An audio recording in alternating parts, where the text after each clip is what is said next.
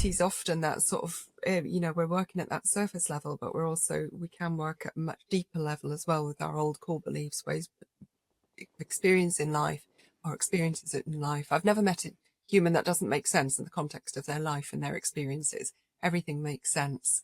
So there's something there about being able to meet those two things. And if that person, something about working with that person to say, actually, how do you want things to be? If I were a fly on the wall, when this problem is no longer here, or when this situation is no longer here, what would I be seeing that's different about you?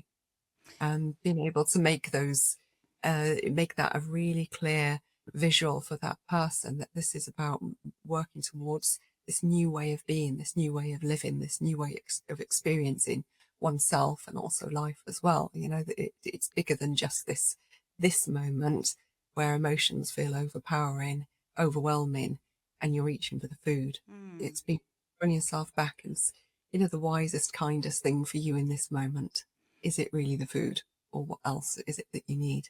And now that actually makes a lot of sense. It's almost like saying to somebody, okay, imagine in an ideal world that you weren't craving food, you were your slim self.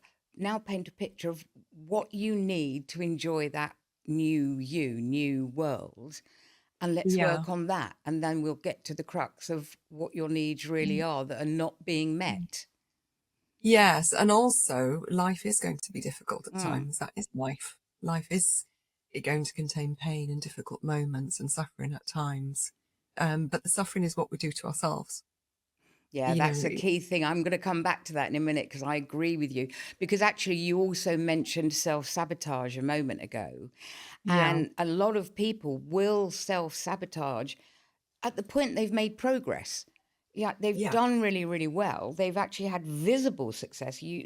They and people around them can actually see that they've lost weight, they're looking great, and suddenly they start to self sabotage. What's going on in their head at that moment?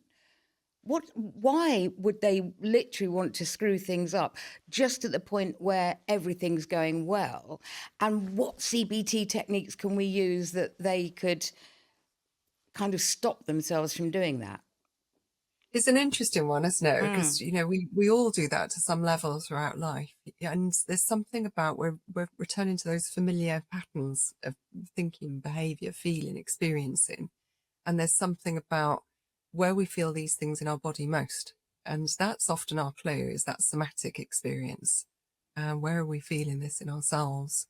And the thoughts come afterwards. If you think anxiety arrives usually within 0.03 of a second, and that's really useful when you're walking down the street and a big bus comes towards you, you need to jump back before you can think about it. And that's often where these behaviours come in. So it's we're reaching for something before we've actually really thought that through and considered, does this actually meet my goals and how I want life to be? So it's being able to take that moment, being able to pause, being able to say, well, actually, this is something about, my ability to comfort myself or be in this moment with myself. Hmm. Can you give me another example, or give us, sorry, another example of what you mean by where that anxiety sits within your body? Yeah. So if you think about that, if you just even sort of give yourself a moment to consider the last time something, call it not a out of five, something fairly low level like a one or something that Mm. triggered your anxiety within you. Where do you feel that in your body? Is it in your chest? Is it in your tummy? Uh-huh. Does your heart? Can you feel your heart racing? You feel a bit hot and jittery. And when you're actually experiencing that, the cognitive processes, it's triggered by something called the amygdala deep within our brains. It's a really old structure. And we've got our tricky thinking brains that sit over the top of that. And when this amygdala, which is designed for our survival, gets triggered, it actually then starts to impair, like a light bulb fusing, the functions that we need to be able to rationalize to ourselves. Mm. And so it's releasing adrenaline, noradrenaline, cortisol, all sorts of other chemicals, which then we end up having a bodily experience of anxiety. And what would the first step be once you've kind of thought, oh yeah, that's something's happening here because I've got this feeling in my stomach, or oh my God, I've broken out into a sweat, or whatever the physical manifestation might be, they've recognized it, they're feeling it. What would their next step be?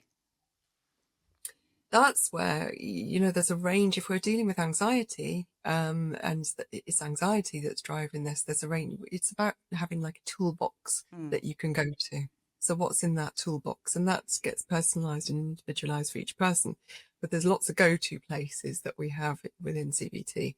So it might be a breathing exercises. So simple breathing exercises. There's breathing for breathing at the moment. And there's something about simplifying that to just breathing out for longer than you're breathing in. So Right. you breathe in for 3 on the in-breath and you breathe out for 6. That instantly, if you think about it, the spine connects up with the base of our skulls, and the chest, when we breathe consciously, deeply, expands this way, that way, but also the spine moves and has a soothing effect on the brain.